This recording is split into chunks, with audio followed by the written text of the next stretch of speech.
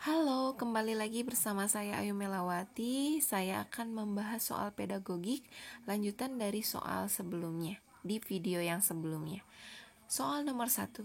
Ketika menyusun evaluasi pembelajaran yang dituangkan di RPP, seorang guru menuliskan beberapa jenis evaluasi pembelajaran. Salah satu jenis evaluasi yang akan digunakan oleh guru adalah jenis evaluasi formatif.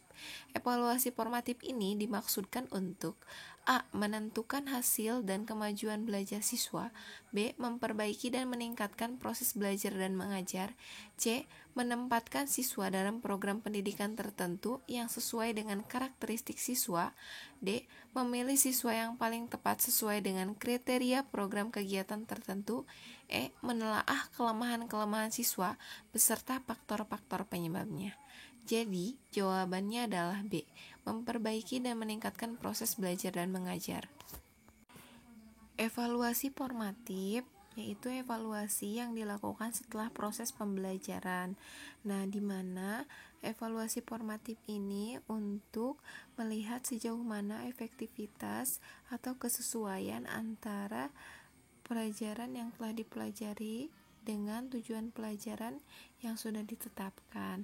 Nah, apabila ada ketidaksesuaian, maka adanya perbaikan atau akan memperbaiki dan akan meningkatkan proses belajar mengajar untuk kedepannya. Lanjut ke soal yang kedua. Pada silabus terdapat materi tentang 1.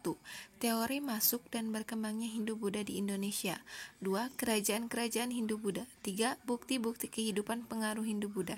Kegiatan pembelajaran yang akan dirancang oleh guru menggunakan pendekatan saintifik. Berikut ini yang merupakan contoh kegiatan menalar adalah A. Membuat ringkasan dari hasil pengamatan outing di Candi Borobudur. B. Berdiskusi untuk mendapatkan klarifikasi tentang kehidupan masyarakat Indonesia pada zaman Hindu-Buddha. C.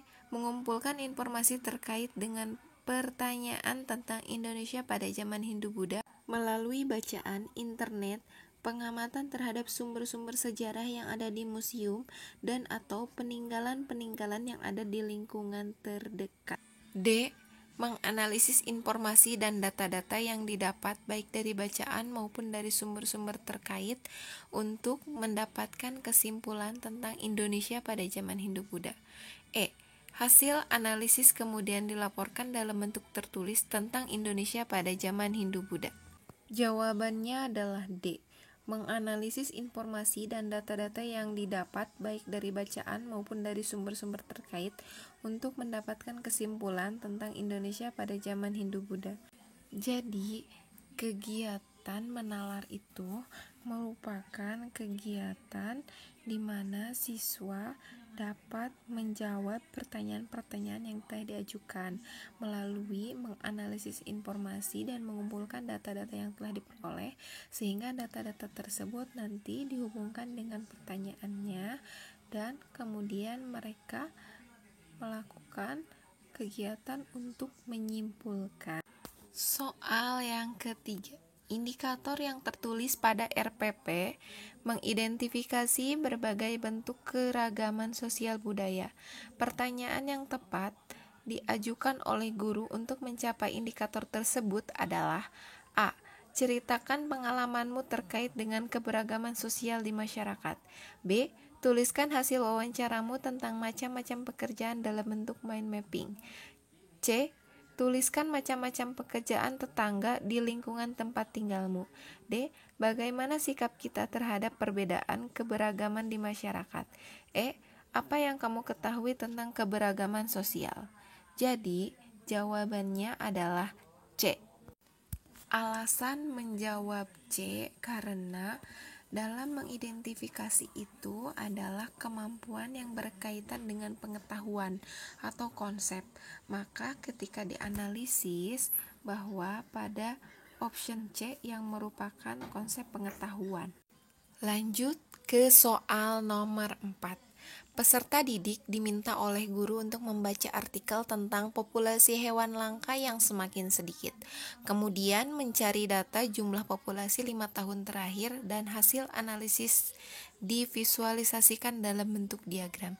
Kegiatan tersebut untuk mengembangkan kecerdasan A. Naturalis, B. Kinestetis, C. Visual spasial, D. Verbal linguistik, E.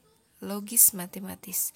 Jawabannya adalah E. Logis matematis, karena dari soal tersebut menunjukkan bahwa adanya unsur-unsur kecerdasan logis matematis, yaitu di situ ada kalkulasi menghitung hewan langka dalam 5 tahun terakhir, mencari jumlahnya, kemudian ada juga pembuatan diagram, dan satu lagi di sini ada proses pembelajaran berkaitan dengan pembelajaran ilmiah atau metode pendekatan saintifik.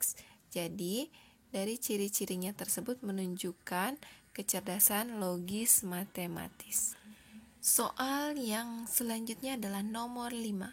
Peserta didik diminta oleh guru untuk mengamati perilaku moral yang ada di sekitar sekolah tanpa memberikan instrumennya. Hasil laporan dari peserta didik menjadi bahan diskusi di kelas. Strategi pembelajaran yang digunakan guru adalah A. Discovery, B. Eksperimen, C. Heuristik, D. Inquiry, E. Expository. Jawabannya adalah D. Inquiry, karena pada soal tersebut menunjukkan bahwa siswa diminta mengamati perilaku moral tapi tidak berikan instrumen. Artinya siswa membuat pertanyaan sendiri atau instrumennya sendiri. Kemudian siswa yang menyelidiki atau membuktikan dari hasil pertanyaannya tersebut. Nah, itu adalah langkah-langkah untuk proses pembelajaran inquiry. Jadi, siswa membuat pertanyaan dan membuktikannya dengan menjawab pertanyaan tersebut. Begitu. Terima kasih telah menonton video ini. Semoga bermanfaat ya. Dan jangan lupa klik tombol subscribe, like, dan aktifin notifikasinya agar kamu gak ketinggalan video selanjutnya.